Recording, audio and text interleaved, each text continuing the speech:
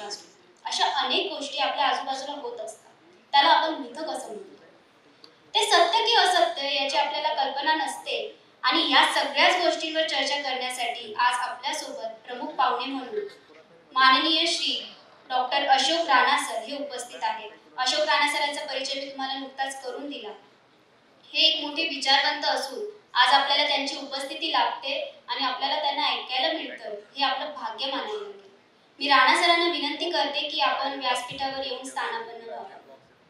त्याचबरोबर त्यांच्या संवादक म्हणून आपल्यासोबत उपस्थित आहेत त्यांच्या विद्यापीठाच्या इतिहास आणि पुरातत्व विभागाचे प्राध्यापक आशुतोष पाटील सर. यांनाही मी विनंती करते की आपण स्थानापन्न व्हावं आणि हा कार्यक्रम औपचारिक न ठेवता त्यात आणखी रंजक करण्यासाठी म्हणून आपण आपल्या एमजीएम विद्यापीठाच्या विभागातून सामाजिक शास्त्र संस्था महाविद्यालयातील विद्यार्थी हे देखील प्रश्न उत्तरांमध्ये सहभागी होणार आहेत. मानसशास्त्र विभागातून वैष्णवी वाडेकर, आर्या गोरे, सई पवार, अर्थशास्त्र विभागातून श्री कृपा डुगरेकर, कायदा विभागातून नरेंद्र काळे आणि पवन जुजे. तर चला आता आपण चर्चा सुरू करूया. मिथक समजून घेताना या विषयावर आपले मान्यवर काय विचार मांडतात ते जाणून घेऊया. आता मी कार्यक्रमाचे सूत्र पुढचे आशुतोष सरांकडे. नमस्कार. आज आपण मिथक समजून घेताना या विषयावरती चर्चा करतोय. ही चर्चा साधक बाधक प्रत्येक अँगलनी असेल आणि तुमचे जे काही आतापर्यंतचे मनातले जे काही प्रश्न आहेत ना त्या सगळ्या प्रश्नांची उत्तरं इथे आपण सॉल्व्ह करण्याचा प्रयत्न करणार आहोत. आणि याला आम्ही कुठलाही बॅरियर न ठेवता याला एक खुली चर्चा ही व्हावी आणि यावर प्रत्येक अँगलनी सगळ्या लोकांनी त्यावरती विचार करावा, चर्चा करावी असा आमचा एक उद्देश आहे. राणा सरांचा परिचय जो आता झाला खरं म्हणजे आपल्या सोबत आज किती मोठं व्यक्तिमत्व आहे. सरांनी जवळजवळ 102 पुस्तकं आतापर्यंत लिहिली आहेत. 102 पुस्तकांचं लेखन करणं आणि तेही संशोधनात्मक पुस्तकांचं लेखन करणं ही गंमत नव्हे. तिथं एक रिसर्च पेपर लिहिताना किंवा एक पुस्तक वाचताना सुद्धा तुमची किती दमछाक उडते याचा तुम्ही विचार करा. तर त्या विषयावरती पुस्तकं लिहिणे ही किती कठीण गोष्ट असली पाहिजे याचा अंदाज आपण लावू शकतो. ही चर्चा बराच वेळ जाईल असं मला तरी वाटतं जेवढे आम्ही प्रश्न आणि ज्या पद्धतीने केलेले ते. सरांच्या नुकतंच दैवतांची सत्यकथा या पुस्तकाला मराठवाडा साहित्य परिषदेचा पुरस्कार मिळाला. परवाच तो पुरस्काराचं वितरण होतं आणि सरांची 3ही पुस्तकं बाहेर सुद्धा विक्रीसाठी ठेवलेले आहेत तर तुम्ही तेही बघू शकता. सरांचा जो पीएचडीचा विषय होता ना तो फार इंटरेस्टिंग होता की त्यांनी ना नाग मिथक, कवितांमधील नाग मिथक काय याच्यावरती सरांनी पीएचडी केली होती. पण आता या सगळ्या गोष्टींवर आपल्याला चर्चा करायची. आपण सुरुवात बेसिक प्रश्नापासून करूया. जो प्रश्न म्हणजे त्या दिवशी मी कदम सरांकडे ज्यावेळी घेऊन गेलो की सर असा असा कार्यक्रम करतोय. सरांचा मला पहिला प्रश्न होता तू आधी बस आणि मला सांग मिथक म्हणजे काय. तर त्याच प्रश्नापासून आपण सुरुवात करणार आहोत की सर आम्हाला प्रत्येकाला एक आम्ही लहानपणापासून फॅसिनेट झालो. आम्ही सगळे तरुण आहोत, सगळी तरुण पिढी आणि प्रत्येक जण फॅसिनेट आहे की नेमकं मिथक म्हणजे असतं काय. फार महत्वाचा प्रश्न आहे. तसं तर सोपा आहे त्याचं उत्तर. पण विस्तार करायला गेलो तर साधारणतः महिनाभर आपण चर्चा करू शकतो या विषयावर. इतका मोठा विषय आहे. तर हा विषय हा शब्द जो आहे शब्दाबद्दल थोडंसं पहिल्यांदा बोलू. मिथ इंग्लिशमध्ये हा शब्द आहे MYTH. हा शब्द मिथॉस आणि मुथास ग्रीक आणि लॅटिन या 2 शब्दांपासून तयार झालेला आहे आणि तो इंग्लिशमध्ये प्रचलित होता, म्हणजे प्रस्थापित झाला होता. पण जेव्हा भारतातल्या विद्वानांनी त्याचा स्वीकार केला त्यातले त्यात हिंदीतले फार मोठे लेखक होऊन गेले हजारी प्रसाद द्विवेदी हे मोठं नाव आहे हिंदी साहित्यातलं. तर त्यांनी काय गंमत केली त्या मिथ ह्या इंग्लिश शब्दाला क हा प्रत्यय लावला. क हा संस्कृतचा प्रत्यय. कर्नाटक म्हणजे क प्रत्यय, कृतक म्हणजे क कृतक म्हणजे नकली कृती. असा क प्रत्यय ज्या ज्या ठिकाणी तुम्हाला सापडतो तसा हा मिथ या इंग्लिश शब्दाला त्यांनी संस्कृतचा प्रत्यय लावला आणि मिथक शब्द तयार केला. म्हणजे हा हायब्रिड शब्द आहे. मुळात तो सलग शब्द नाही. आणि या शब्दाची दुसरी गंमत अशी आहे की मिथ शब्द जो आहे तो आपण संस्कृतमध्येच घेतला. आता कचा तुम्ही प्रत्यय लावला तर मिथ शब्द संस्कृत आहे असं म्हणजे धरलं लोकांनी आणि त्यातल्या त्यात महाराष्ट्रातल्या लोकांनी गृहीत धरलं. सगळ्यात जास्त विद्वान जे आहेत ते आपल्या महाराष्ट्रात आहेत आणि आपला महाराष्ट्र साधारण नाही मध्य प्रदेश, उत्तर प्रदेश हे लहान प्रदेश महाराष्ट्र आहे म्हणजे त्याला काही पर्यायच नाही, त्याची तुलना कोणाची. त्यामुळे इथे प्रत्येक व्यक्ती ही महानच आहे. इथे अलिटा वेरूळ सारख्या मोठमोठ्या जागतिक पातळीवरच्या लेण्या आहेत, औरंगाबाद आणखी महान आहेत, आणि MGM मध्ये आपण बोलतोय म्हणजे मोठी गोष्ट आहे. अशा तऱ्हेने महाराष्ट्रातल्या लोकांनी खूप विचार केला, जास्त विचार करणारे लोक महाराष्ट्रात असल्यामुळे त्यांना असं वाटलं की मिथक या शब्दातून मिथ्या अशी छटा मिळत. मिथ्या म्हणजे खोटं, आणि मिथक शब्द ज्या ज्या ठिकाणी वापरला जातो त्या त्या ठिकाणी तोच अर्थ लोक धरतात की हे खोटं आहे, बरोबर, काल्पनिक आहे, बरोबर. पण इथे थांबली नाही महाराष्ट्रातली लोक, त्यांनी त्याला पर्यायी शब्द देण्याचा प्रयत्न केला, आणि तो शब्द सगळ्यांना माहिती आहे, पुराण कथा. आता पुराण कथा म्हटलं की पटकन कळतं ना. मिथ्याला पुराण कथा हा पर्यायी शब्द मिळाला नंतर. नाही, मिथ्याला नाहीये, मिथकला. मिथकला, हा बरोबर आहे तुमचं म्हणणं. मिथ्या हा या शब्दाचा पर्याय पुराण कथा आहे, हे खरं आहे. पण काही लोकांना पुराण कथा शब्दाच्या मर्यादा कळल्या. मर्यादा कशा आहेत की पुराणातल्याच कथा ह्या नाहीये. आता ऋग्वेद हा जो ग्रंथ आहे तो साधारणतः 5000 वर्षापूर्वीचा आहे. पुराण तर खूप नंतर आहे, 2000 वर्षापूर्वी पुराण आले, मी त्याच्या 3000 वर्षापूर्वीचा आहे, 5000 नाही. 1000 वर्षापूर्वी तुमचा ऋग्वेद झाल्यानंतर ब्राह्मण ग्रंथ झाले, मग उपनिषद आली, आरण्यक आली, असे तत्वज्ञानाचे ग्रंथ आले, आणि मग पुराण आले. म्हणून पुराणाच्या आधी 1000 वर्ष खूप ग्रंथ लिहिले गेले, त्यातही कथा आहे.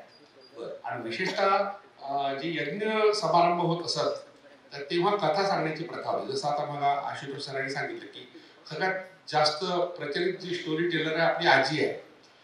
आता ही आजी आहे, ही कथा सांगते. तुमची आजी असेल, माझी आजी असेल, आणि किती लोकांची आजी जर सांगता येते म्हणजे एकच कथा सगळ्यांना माहिती आहे. जसं आता आपल्याकडे चक्रधर स्वामी आपल्या महाराष्ट्रात होऊन गेले आणि जास्त त्यांचा काळ औरंगाबादच्या परिसरात गेला, तर त्यांनी एका लहानशा मुलीला एक कथा सांगितली, घानाईसा नावाची मुलगी. आता ही कथा तुम्हालाही माहिती आहे, मलाही माहिती. आपली जरी आज भेट झाली असली तरी कथा तुम्हाला माहिती आहे. एक होता काऊ, एक होती चिव. तुम्हाला पटकन उत्तर माहिती आहे. काऊचं घर होतं शेणाचं, चिवचं घर होतं विणाचं. असं नसते कधी, पण आहे कथे काय ते. मग काऊ आला चिवताई, चिवताई चिवताई. आता आपण एका वर्गात शिकलो नाही, एका कॉलेजमध्ये शिकलो नाही, कधी भेट झाली नाही. हे खूप सुंदर आहे, हे खूप सुंदर आहे की आपण पहिल्यांदा भेटतो, आपला काही माहिती नाही, पण आपल्या दुवा आहे, there is something which is connected. म्हणून आता जी आजी, आता ही कथा कोण, चक्रधर स्वामी 750 वर्षापूर्वीची ही कथा. चक्रधर स्वामी 750 वर्षापूर्वी लहानशा मुलीला सांगतायत घानाईसा. मग चक्रधरांना कोणी सांगितलं असेल? त्यांच्या आजीने सांगितलं असेल. त्यांच्या आजीला कोणी सांगितली? त्यांच्या आजीने सांगितलं. आता किती मागे जायचं, तर कथा खूपच जुनी आहे. म्हणजे ही काही शाळेत शिकवायची गरज नाही, याच्यावर परीक्षा घ्यायची गरज नाही, प्रश्नोत्तर सर्वांना माहिती आहे. म्हणजे अशा तऱ्हेने परंपरेने चालत आलेल्या काही कथा असतात, त्यांच्यासाठी एक शब्द आहे. म्हणजे परंपरेने चालत आलेल्या कथांसाठी लोककथा हा शब्द आहे, लोकांमध्ये रूढ असलेली. आणि आपण मिथक बद्दल बोलतोय, तर मिथक शब्द जेव्हा पुराणामध्ये आला याचा अर्थ धर्माशी संबंध आहे. म्हणजे मिथक शब्द हा धर्माशी निगडीत ज्या कथा आहेत त्याच्याशी संबंधित आहेत. पण एवढं इथे थांबत नाही, आपले महाराष्ट्रातले लोक इथे थांबत नाही. ते प्राक कथा, प्राक कथा, प्राक कथा. प्राक म्हणजे प्राचीन, कथा. का वापरतात प्राक कथा? कारण त्यांना माहिती आहे कथा जुन्या आहे. म्हणजे चक्रधरांच्या आजीने सांगितलेली, आजीच्या आजीने सांगितलेली किती जुनी कथा असेल, मग त्यांनी प्राक कथा हा शब्द वापरला. आणि मग आणखी दैवत कथा वगैरे शब्द आहेत. तर मी जेव्हा PhD केलं, माझा विषय मराठी कथा आणि कवितांमधील नाग, मिथक व प्रतिमा हा विषय होता. नाग कुळ, नाग वंश हा भारतातला, जगातला सगळ्यात देशांमधला, सगळ्या संस्कृतीमधला जुना वंश म्हणजे कुळ आहे. वंश नावाचा शब्द चुकीचा आहे, वापरतात लोक, तो चुकीचा आहे. तर हा विषय मी घेताना पुराकथा शब्द वापरला होता. आणि पुराकथा हा एक शब्द हिंदीमध्ये होता. मिथक शब्दाबद्दल जसा प्रश्न महाराष्ट्रातल्या विद्वानांना पडला, तसं हिंदी भाषेतील प्रदेशातल्या लोकांनाही पडला की मिथक शब्द चुकीचा आहे, त्यातून मिथ्या ही छटा येते. मग त्यांनी पुराकथा, आता पुरा म्हणजे प्राचीन, प्राक म्हणजे प्राचीन, दोन्हीकडे एकच अर्थ आहे. पण एवढा पुरतं मिथक मर्यादित नाहीये. मिथक आता तुम्हाला राम गणेश गडकरी यांचं एकच काळा नाटक बऱ्याच लोकांना माहिती आहे. त्यातले काही पात्र, सुधाकर हे चांगला वकील, हुशार, चांगला, सगळं काही चांगलं, पण दारूच्या व्यसनामुळे वाया गेला. सुधाकर लोकांच्या पुढे नाही. पण तळीराम आहे, ज्यांनी दारूचं व्यसन लावलं. आता एखाद्याचा तळीराम गार झाला हा शब्दप्रयोग मराठीत आहे, त्या नाटकातून आलेला शब्द आहे. तळीराम हे मिथक तयार झालं. कशाचं मिथक आहे? दारुड्या माणसाचं मिथक आहे. हे काही प्राकथा नाहीये, पुराकथा नाहीये, प्राचीन कथा नाही, अलीकडली आहे. म्हणजे कुणीही अशा प्रकारचं मिथक तयार करू शकतं, कारण मिथक निर्मितीची प्रक्रिया आपल्या मनामध्ये चालू असते. मिथ मेकिंग प्रोसेस जी आहे ती सायकोलॉजिकल प्रोसेस आहे. आणि ती कशा का तयार होते त्याला कारण असं असते की तुम्हाला काहीतरी सांगायचं आहे, पण सांगायचं साधं सांगण्याचा अर्थ नाही ना. मग आपण ते रंगवून सांगतो, तिखट मीठ लावून सांगतो, आणि हे सांगता सांगता मूळ जे सांगायचं ते राहून जातं आणि भलत्याच गोष्टी आपल्यापर्यंत येतात. म्हणून त्याला आपण मिथक म्हणतो. मिथक अशा तऱ्हेने आपल्या मनात सतत तयार होत असतात. आता याच्यामध्ये तुम्ही सर जो तळीरामाचा जो उल्लेख केला, यात मला एक वाटतं तुम्ही सुधाकराचं एक उदाहरण सांगितलं, तळीरामाचं एक उदाहरण सांगितलं. सुधाकराचं मिथक नाही का तयार होत? सुधाकराचं मिथक नाही झालं, कारण तशी हुशार माणसं खूप अवतीभोवती आहेत, त्यामुळे ती काही खोटी गोष्ट नाही. पण तळीराम इतका लोकप्रिय झाला, कारण मी ते नाटक पाहिलं आणि फार मोठ्या कलाकारांनी पाहिलं. चित्तरंजन कोल्हटकर त्यात सुधाकरचं काम त्यांनी केलं होतं, भालचंद्र पेंढारकर यांनी तळीरामाचं काम केलं होतं. आणि तळीराम असं आहे की तो दारू हेच त्याचं औषध आहे, दारूशिवाय तो जगू शकत नाही. पण तो जेव्हा आजारी पडतो तेव्हा त्याला कोणी दुरुस्त करा हा प्रश्न पडतो. मग एक वैद्य येतो, म्हणजे आयुर्वेदिक वाला, तर तो वेगळं काहीतरी औषध सांगतो. ॲलोपॅथी वाला येतो, तो वेगळं औषध सांगतो. होमिओपॅथी वाला येतो, तो वेगळं सांगतो. वेगळ्या पॅथीमध्ये सुद्धा कसं भेद आहे किंवा त्याच्यात एकमत नाही आहे हे त्यात सांगायचं त्यांना. आणि कोणतंच औषध लागू पडत नाही, त्याला दारू प्यावं लागते शेवटी. दारूशिवाय पर्याय नाही, असा एक संदेश त्यातून तळीरामाच्या रूपाने एकच पॅराने या नाटकात दिला. आणि दारू पिऊच गडकरी मरण पावले. ज्यांनी नाटक लिहिलं दारूमुळेच मरण पावलं. सर, मिथक आणि इतिहास याचा संबंध कसा आणि का? हा अतिशय महत्वाचा आहे. आपण ही चर्चा ठेवण्यामागचा उद्देशच तो आहे. कारण मिथकांकडे पाहण्याचा एक नकारात्मक दृष्टिकोन आपल्या समाजात तयार झाला आहे. तो जसा सर्वसामान्य माणसात तयार झाला आहे तसं विद्वानांमध्ये तयार झाला आहे. तर डॉक्टर वावी मिराशी फार मोठे पुरातत्व शास्त्रज्ञ होते, संस्कृतचे पंडित होते. त्यांनी एक उदाहरण दिलं, मिथक आणि इतिहासाचा संबंध काय. त्यांचं असं म्हणणं आहे की धानाची तुसं असतात ना, जिथे तांदळाची शेती होते, दाणा शेती होते, त्या धानाच्या तुसातून तांदळाचा दाणा शोधणं जितकं कठीण तेवढं मिथकातून इतिहास शोधणं कठीण. पण मिथकामध्ये इतिहास असतो, पण मिथक म्हणजे इतिहास नाही. पण तरी आता ज्यावेळी एक इतिहास अभ्यासक म्हणून मी ज्यावेळी या सगळ्या गोष्टीकडे पाहतो किंवा पुरातत्व म्हणून पाहतो, तर आपल्याकडे बरेचशा अशा संकल्पना असतात की इतिहासाला बऱ्यापैकी म्हणजे त्याच्यात दोन्ही अँगल आहेत. मग की इतिहासाला मिथक म्हणून पाहणे किंवा मिथकाला इतिहास म्हणून पाहणे. तर यात तुम्ही असं काही उदाहरण देऊ शकता का की ज्यात मिथकाचा इतिहास झालेला आहे किंवा इतिहासाचं मिथक झालेलं आहे? खूपच महत्वाचा प्रश्न आहे. इतिहासाचार्य राजवाडे यांनी कादंबरीविषयी काही मतं मांडली आहेत. आणि मग एक रूढ झालं समजूत किंवा कादंबरीतली पात्र ही काल्पनिक असतात, खोटी असतात, पण कादंबरीतली कथा खरी असते. इतिहासातली पात्र खरी असतात, पण इतिहास खोटा असतो. अच्छा. तर बरेचदा इतिहास चुकीच्या पद्धतीने मांडला जातो आणि मग तोच प्रचलित होतो. आता एक गड आला पण सिंह गेला नावाची कादंबरी आहे, हरिनारायण आपटेची कादंबरी, फार गाजलेली 100 वर्षापूर्वीची. आणि त्यांनी त्या कादंबरीत सांगितलं हरिनारायण आपटेंनी की जेव्हा शिवाजी महाराज नाही हे कळलं की तानाजी मालुसरे गेले, सिंहगड सर झाला, तर त्यांनी असं म्हटलं की गड आला पण सिंह गेला.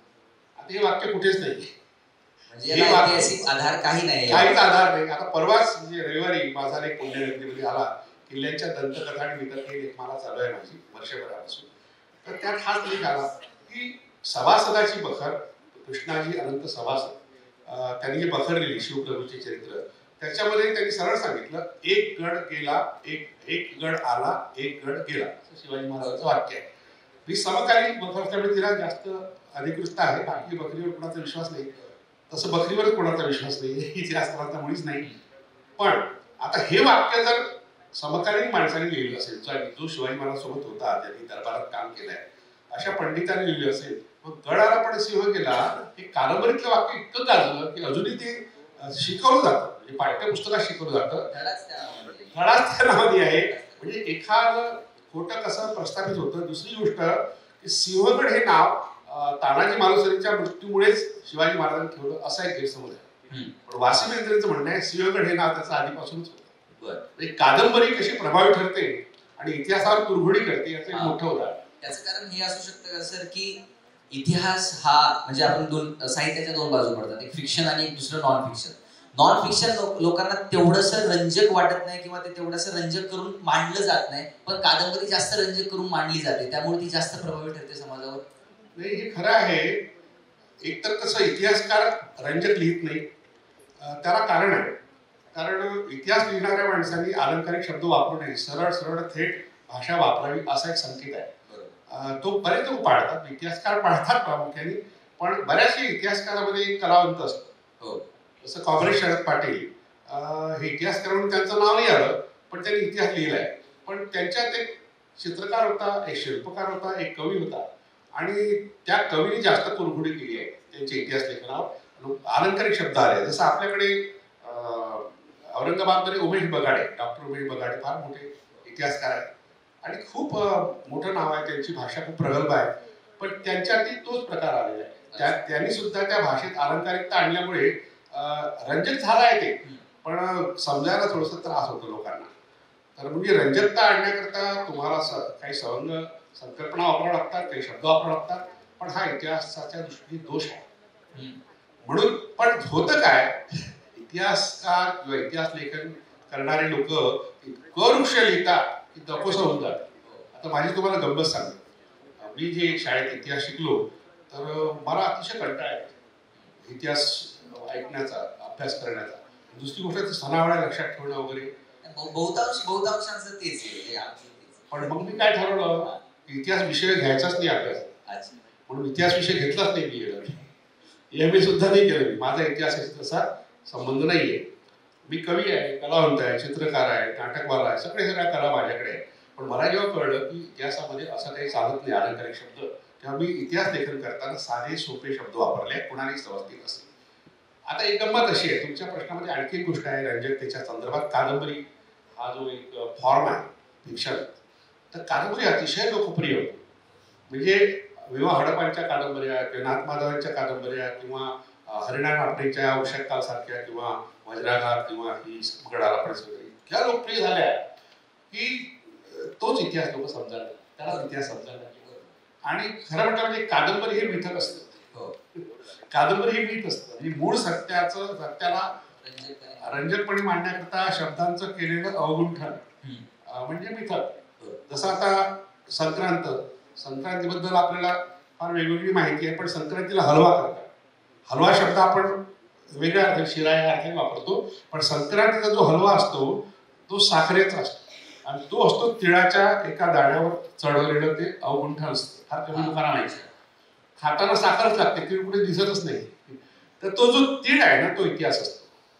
त्याच्या अवतीभोवती जे अवगुंठन आहे ते इतक्या सुंदर पद्धतीने सांगितलं की मिथक म्हणजे काय, तर त्यांनी एका सणाचा त्याच्याशी जोडला आणि मग त्या गोष्टी म्हणजे आता तुम्ही विसरला असं का मला वाटत नाही. अशाच पद्धतीने इतिहासही लक्षात ठेवला तर तो जास्त लक्षात राहतो.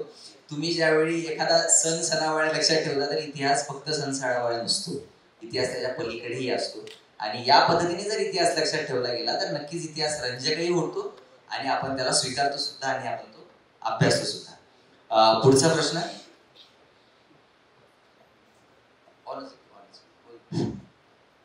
सुरुवातीपासून निसर्गाला माणूस देवता म्हणून पूजत आला, तर निसर्गाशी किंवा निसर्ग देवताशी निगडीत काही मिथक? खरं म्हटलं म्हणजे धर्माची निर्मिती जी झाली त्याच्या आधी, धर्माची निर्मिती केव्हा झाली तर समाजशास्त्रज्ञांनी म्हटलं की 2 लाख वर्षापूर्वी झाली. पण ते 2 लाख वर्षापूर्वी ज्या धर्माचा विचार हे समाजशास्त्रज्ञ करतात तो आजचा धर्म नाही. धर्म या शब्दाचा अर्थ होतो नियंत्रण. धर्मोधारयते प्रजा यस्या धारण संयुक्त सधर्म इति उच्यते. धारणा धर्म मिथ्या असा सुरुवात आहे त्या श्लोकाची. म्हणजे समाजाचं नियंत्रण करणे, धारण करणे, म्हणजे व्यवस्था करणे, एक व्यवस्था देणे, एस्टॅब्लिशमेंट, याला धर्म म्हणतात. तर अशा प्रकारचा धर्म काही 2 लाख वर्षापूर्वी नव्हता. पण धर्म कल्पना होती. धर्म शब्द वापरल्यामुळे पुन्हा घोळ होतो.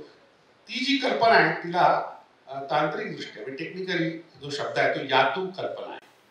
यातू कल्पना, यातू आणि ऋग्वेदामध्ये यातुधान नावाचा शब्द आहे. यातू म्हणजे काय? निसर्गामध्ये काहीतरी शक्ती आहे आणि त्या शक्तीला आपण प्रसन्न करून घेतलं ती आपल्याला अनुकूल होते आणि मग आपण सुखी होतो. मूळ मुद्दा आहे सुखी होणे, आनंदित होणे. पण हे ज्यांना कळतं यातू कल्पना ज्यांना वश होऊ शकते, ज्यांच्या ताब्यात येते, त्यांना यातुधान म्हटलंय. आणि यातुधान शब्दाचा अर्थ राक्षस असा.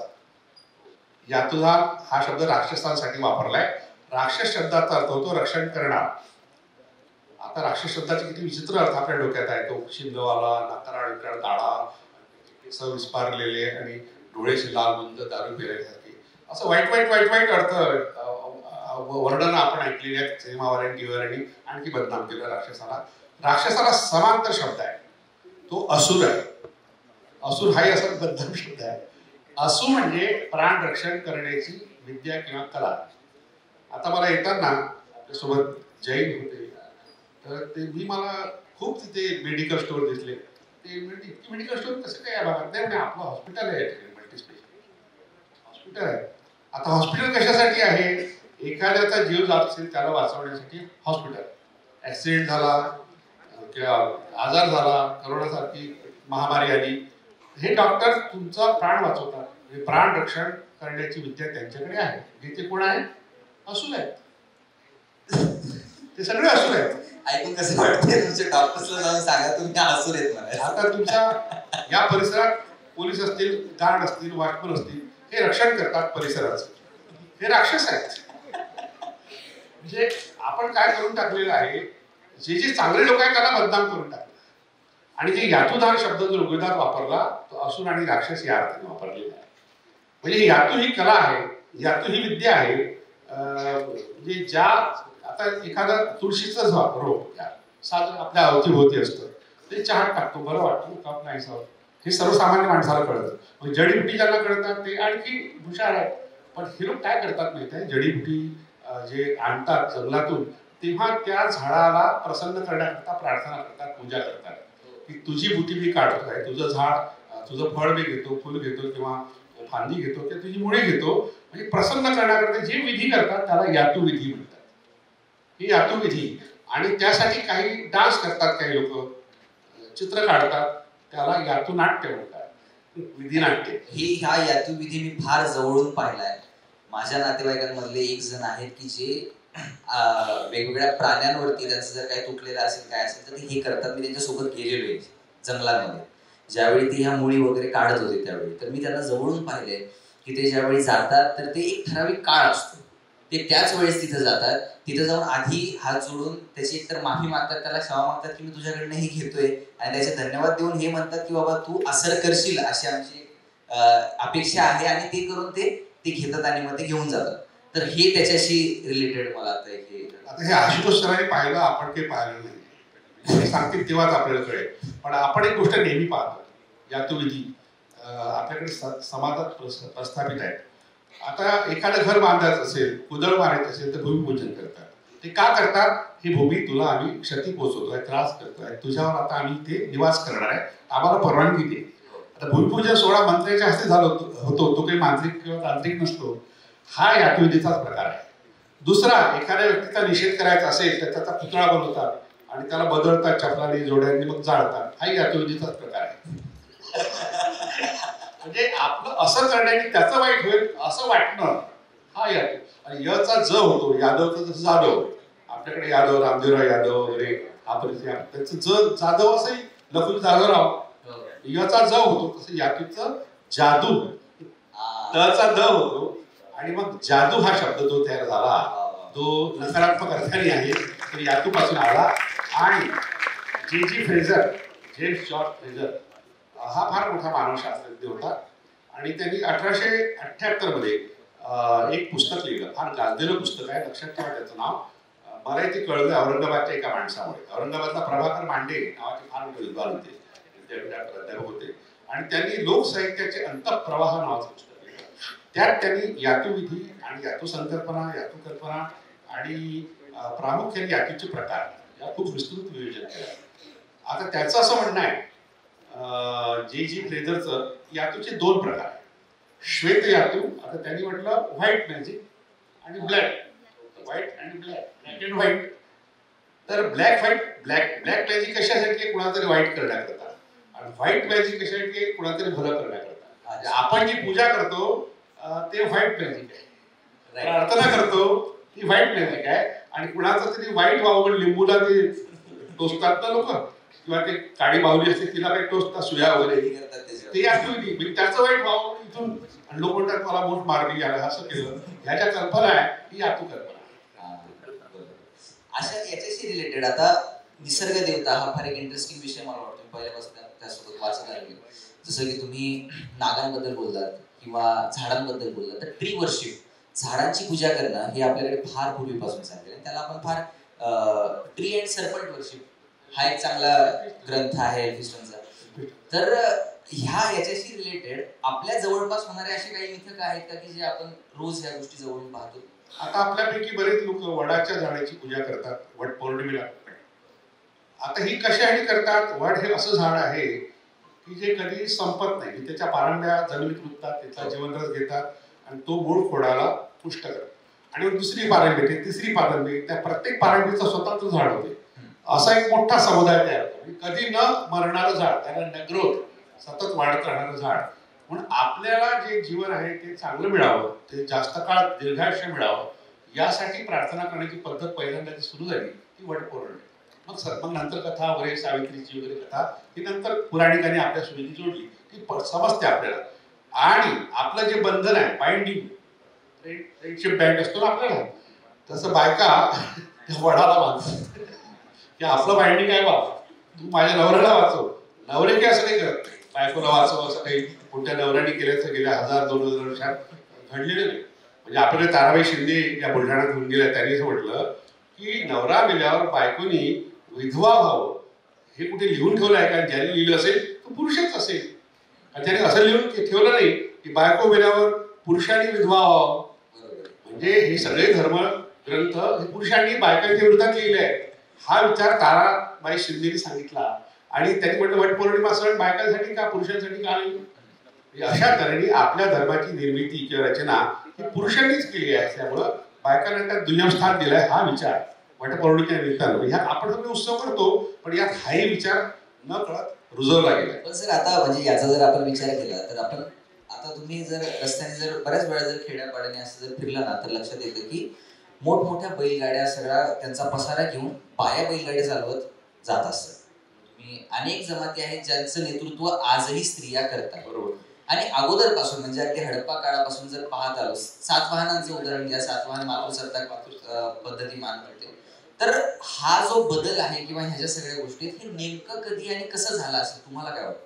तर याचे अंदाज आहे अभ्यासकांनी केलेले की सुरुवात जी शेतीची झाली, आता हा शेतीचा पेरणीचा काळ आहे, पेरण्या संपल्या हा वेगळा, पण पहिली शेती स्त्रियांनीच केलेली आहे जगात, भारतातच नाही. आता काँग्रेस शरद पाटलांनी पहिली शेतकरी किंवा पहिली स्त्री निवृत्ती मांडली की जिने शेती केली, पहिली गणमाता आपल्या भारतातली.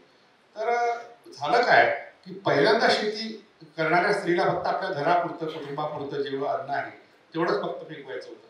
मग जशी संख्या वाढत गेली तसं मोठ्या प्रमाणात अन्नाची गरज पडली. पूर्वी फळ गोळा करण्याकरता किंवा वन्य श्वापद त्यांना मारून आणण्याकरता लोक जे पुरुष होते ते वनात जात असतात, अरण्यात जात असतात, स्त्रिया घरी जात असतात. त्यामुळे त्यांनी पाहिलं की ज्या बिया फेकून दिल्या आपण फळाच्या त्यातून काही रोप आलेला आहे, शेतीचा शोध त्यातून लागला. स्त्रियांनी तीच बिया गोळा केल्या, त्यातून मग शेतीची प्रथा सुरू केली. पण कालांतराने नांगराचा शोध लागला. नांगराचा शोध लागल्यामुळं नांगर ओढण्याकरता स्त्रिया सुरुवातीला होत्या, नव्हतं असं नाही, पण नंतर पुरुषांनी ते सगळं क्षेत्र ताब्यात घेतलं आणि बैलाला झोपलं, रेड्याला झोपलं आणि जनावरांना झोपलं, आणि शेती ही पुरुषांच्या ताब्यात जेव्हा आली तेव्हा स्त्रियांचं महत्व कमी झालं. ओके. सो निसर्ग देवता जर आपण पाहिलं म्हणजे आपण आज जी काही देवता पोचतोय याचं सगळ्याचं मूळ हे निसर्ग देवतेत आहे. हे सगळे आपल्यानी म्हणजे आपण लक्षात घेणं गरजेचं आहे की आपण सुरुवातीला ज्यावेळी आपण एकदम प्रिमिटिव्ह स्टेजला होतो, जेव्हा माणूस नव्हता, तेव्हापासून आपण काहीतरी शक्ती मानत आलेलो आहे, काहीतरी अशी गोष्ट मानत आलोय, आणि जो निसर्ग आहे म्हणजे सर्व आपला निसर्ग आहे, आपण सगळे नंतर आहोत. हे आपण आधी सगळ्यात महत्वाचं यातनं लक्षात घेऊ शकतो. पुढचा प्रश्न. सर माझा प्रश्न, अशा काही परंपरा आहेत का की ज्या मिथकातून निर्माण झाल्या? मिथकातूनच परंपरा निर्माण झालेली आहे. मिथक कशासाठी असतं मुळात? मिथक हे काहीतरी सांगणं आहे. जसं आता चिवताईची गोष्ट जी सांगितली आजीबाईंनी, यासाठी सांगितली की कावळा हा बाहेरचा आहे, आपल्या जातीतला नाही, आपल्या परिसरातला नाही, आपल्या ग्रुपमधला नाही, त्याच्यावर विश्वास ठेवू नका. आणि ती कारण काय सांगते मग? थांब माझ्या बाळाला आंघोळ घालू दे, थांब माझ्या बाळाला कपडे घालू दे, मग वगैरे मोठी यादी आहे. आणि शेवटी कावळा थकून जातो, निघून जातो. म्हणजे असं ती एकटी आहे घरात आणि बाळ आहे, अशा बाहेरच्या व्यक्तीवर विश्वास ठेवू नये, असा एक नीतिबोध सांगणारी ही कथा आहे. बरोबर. तर अशा तऱ्हेच्या कथा ज्या मिथक जी असतात ते नीतिबोध सांगणाऱ्या कथा आहेत, बोधकथा आहेत. तर या बोधकथा सांगता सांगता काही सण निर्माण झाले. बोधकथातूनच सण निर्माण झाले, बोधकथातून पुराणे निर्माण झाली, सगळं साहित्य जगातलं जे निर्माण झालं हे सृष्टीचा शोध घेण्याकरता. मुळात मिथक काय करतात? पाऊस का पडतो, कसा पडतो, तर पावसाचं अनुकरण आपण केलं, पाण्याचं अनुकरण केलं तर पाऊस पडतो, असा एक समज झाला. त्याला सुद्धा व्हाईट मॅजिक म्हटलंय जी फ्रेझरनी. किंवा पेरणी करताना काही लोक गाणी म्हणतात, त्या गाण्यामध्ये सुद्धा पीक आलं पाहिजे अशी एक भावना आहे. तर अशा तऱ्हेने मुळात म्हणजे सृष्टीत घडणाऱ्या ज्या घटना आहेत, म्हणजे गारपीट होते किंवा पाऊस पडतो, वादळ येतात, वीज पडते, विजेची लक्कन, प्रकाश पडतो, या गोष्टी मागची कारणं शोधण्याकरता मिथक तयार झाली. आणि मग त्यासाठी मग कथा तयार झाल्या. कथा त्यासाठी ते परंपरा सुरू झाल्या. म्हणजे आपण विजेची पूजा करण्याची प्रथा नाहीये, पण विजेला घाबरतो आपण, पण पावसाची पूजा करतो आपण. रे पावसा गाणी तयार झालं, म्हणजे पाऊस पडावा म्हणून धोंडी पाऊस पडा, धोंडी पाणी दे, हे विधिनाट्य आहे. आणि सगळीकडे आहे. मराठवाड्यात आहे, महाराष्ट्रात आहे, भारतभर आहे. किंवा बेडूक बिडकीचं लग्न लावतात, बेडूक ओरडली की पाऊस पडतो, असा एक गैरसमज. हे थोडं बेडूकचं लग्न सांगा सर. बेडूक आणि पाणी दे हे गाणं आहे. आणि आसाममध्ये बेडूक आणि बिडकीचं लग्न लावतात, त्याचे गाढवा आणि गाढवीचं लग्न लावतात. म्हणजे असा एक समज आहे की बेडूक ओरडला की पाऊस पडतो. समज आहे, हा गैरसमज आहे, असं काही नसते. बेडूक ओरडतो वेगळ्या कारणाकरता, त्याला त्याच्या प्रेयसीचं प्रियाराधन करायचं असतं, तिला खुश करायचं असतं, म्हणून तो गाणं म्हणतो. आणि ती येईल, मी कुठे आहे सांगायचं असतं, आपलं लोकेशन सांगायचं असतं. बरोबर. आपल्याला वाटतं पाऊस पडतो, आपल्याला समज केला की त्याला बांधलं, ओरडला की पाऊस पडतो, असा एक गैरसमज आपला. अशा अनेक परंपरा आहेत खूप. अशी एखादी गोष्ट सांगता येईल, म्हणजे जी एखादी आपण करत असलेला सण असा कोणता सांगता येईल तुम्हाला, जो मिथकातून किंवा गोष्टीतून तयार झाला असेल? मिथकातून आता सगळे सण तयार झाले. म्हणजे कोणत्याही सणाचा इतिहास तुम्ही घेतला, सणाची सत्यकथा नावाच्या पुस्तकामध्ये अनेक मिथकं सांगितली आहे. आता गोमांस भक्षण, आता गायीला आपण माता म्हणतो ना, गोमाता, आणि मग गोमांस भक्षण नाही करायचं, यासाठी काही मिथकं तयार झाली. जिवतीची कथा जी आहे, जिवती अमावस्या नुकतीच झालेली आहे परवा, आपल्याकडे फार चांगल्या अर्थाने तो शब्द वापरतात. आणि तिकडे कोकणामध्ये त्याला गटारी अमावस्या म्हणतात. अच्छा, हा कोकणातला शब्द आहे गटारी. सगळ्यात जास्त मला आपल्याकडला नाही येत, मराठवाड्यात नाही, विदर्भात नाही, पश्चिम महाराष्ट्रातल्या काही भागात आहे, पण प्रामुख्याने कोकणी लोक जे आहेत. आता उद्यापासून आता सोमवार सुरू होणार, श्रावण सोमवार. यावर्षी नेमकी श्रावणाचा पहिला दिवस सोमवार एकत्रित आला, तर त्यामुळे अनेकांची गोची झाली. आता काय करायचं, रविवारी सगळं आटून टाका, रविवारी जिवती अमावस्या. मग त्या दिवशी गटारात लोळायचं, खायचं प्यायचं, गटारात लोळायचं, म्हणजे गटारी अमावस्या. आता हे नवीन विधी तयार झाली. पण आता हे कोकणातून आलंय का? कोकणातून. हा, कोकणी लोक फार निसर्गाशी फार जवळीक आले आहे. त्यांचं मातीशी नातं खूपच आहे. ते मातीत लोळतात. आपल्याकडे लोक लोळतात, असं काही नाही. नालीत सुद्धा होळी जेव्हा होते, धुलीवंदन, नालीत टाकतात, गटारात टाकतात, चिखलात टाकतात. तर असे अनेक सण हे अशा संकल्पनातून तयार झाले. खूप मोठा विषय आहे. अच्छा, पण तरी अजून एखादा असा सण की जो आपण सगळे साजरा करतो आणि तो मिथकातून आलेला आहे? दिवाळी सारखा सण आहे ना. आता दिवाळी हा जो सण आहे मुळात, तो आपल्या घरात जे खरीपाचं पीक आहे, किंवा ज्याला आपण कोरडवाहू पीक म्हणतो किंवा जिराईत म्हणतो, हे पीक घरात आल्यावर आनंद साजरा करण्याचा सण आहे. त्याचा कोणत्याही देवतेशी संबंध नाहीये, डायरेक्ट पिकाशी संबंध आहे. पण आपण कथा तयार केली, लक्ष्मी पूजन. आता ही कथा तयार कशी झाली, ही काही खूप जुनी कथा नाहीये. ही 1500 वर्षापूर्वी, जे उत्तर भारतात मगधकडे जेव्हा गुप्त साम्राज्य, इतिहासाचा संबंध आहे, इतिहास आणि मिथकाचा संबंध फार निकटचा आहे. हे गुप्त साम्राज्य जेव्हा प्रभावी ठरलं, तेव्हा लक्ष्मीला त्यांनी महत्व दिलं. का दिलं? कारण विष्णू त्यांनी पूजित केला, विष्णूला आपला महत्वाचा दैवत मानलं. जसं आता आजचं राज्यकर्त्यांनी रामाला आपलं महत्वाचं दैवत मानलं, राम प्रसन्न झाला आणि तो भाग वेगळा, त्याला काही आवडला नाही हा प्रकार. पण तेव्हा विष्णूचं महत्व वाढलं गुप्त साम्राज्यामध्ये आणि मग स्वाभाविकपणे लक्ष्मीचं महत्व वाढलं. जसं आता परवा मला वाटते मुकेश अंबानीच्या बायकोला क्रिकेटच्या बोर्डावर घेतलं गेलं. आता का घेतलं गेलं? केवळ ती मुकेश अंबानीची बायको आहे आणि का जगातल्या मोठ्या श्रीमंत माणसाची बायको आहे. ती कधी क्रिकेट खेळली की नाही कोणाला माहित नाही, तिला क्रिकेट खेळता येते की नाही हे माहित नाही, पण केवळ मोठ्या माणसाची बायको आहे म्हणून तिला मोठ्या पदावर घेतात. जसं विष्णू तुमचं दैवत मानल्यावर लक्ष्मी विष्णूची बायको आहे पण तिचा पूजन सुरू, तिचं काही देणं घेणं नाही त्या सणाशी. अशा तऱ्हेच्या अनेक कथा तयार झाल्या लक्ष्मीच्या बद्दलच्या. फार वेगळ्या कथा आहेत त्या, आणखी वेगळा विषय. पण आणखी म्हणजे जर आपण लक्ष्मीचा विचार केला तर लक्ष्मीला आपण एक पैसा किंवा संपत्ती किंवा भरभराट ह्या अँगलने आपण लक्ष्मीकडे पाहतो. आणि एक इंटरेस्टिंग गोष्ट अशी की लक्ष्मी असू द्या किंवा नावं जरी वेगवेगळी असली तरी लक्ष्मी असेल किंवा सूर्य असेल किंवा इंद्र असेल, तर ह्या ज्या देवता आहेत ना ह्या जगभरात सगळीकडे. त्याचं कारण हे की हे युनिव्हर्सल थॉट्स आहेत. हा हे लक्षात घेणं गरजेचं आहे की युनिव्हर्सल थॉट्स काही असतात. आता सूर्य जगभरात सगळीकडे दिसतो, तर त्याच्यामुळे हे अपसूक होतं की तो एक निसर्गाची पॉवर आहे म्हणून लोकांनी त्याला पूजावं. इंद्र म्हणजे विजा सगळीकडे कडाडतात, त्याच्यामुळे इंद्राची पूजा ही सगळीकडे होते, वेगवेगळ्या नावाने होते. जसे ग्रीक मायथॉलॉजीमध्ये ती झ्यूस म्हणून होते, इंडियन मायथॉलॉजीमध्ये ती इंद्र म्हणून होते. तुम्ही जर याचं उदाहरण घेतलं सूर्याचं, तर इजिप्शियन मायथॉलॉजीमध्ये सूर्याची रा म्हणून देवतेची पूजा होते, भारतामध्ये सूर्य म्हणून होते. सगळीकडे आहे. सो युनिव्हर्सल थॉट्स तुम्ही हे लक्षात घेणं गरजेचं आहे. आपण जो देव पकडून बसतो ना ते आपण महत्वाचं समजलं पाहिजे की असं पकडून बसून काही अर्थ नसतो, कारण हे सगळीकडे आहे आणि सगळ्या बाजूनी लोक हे पूजतायत.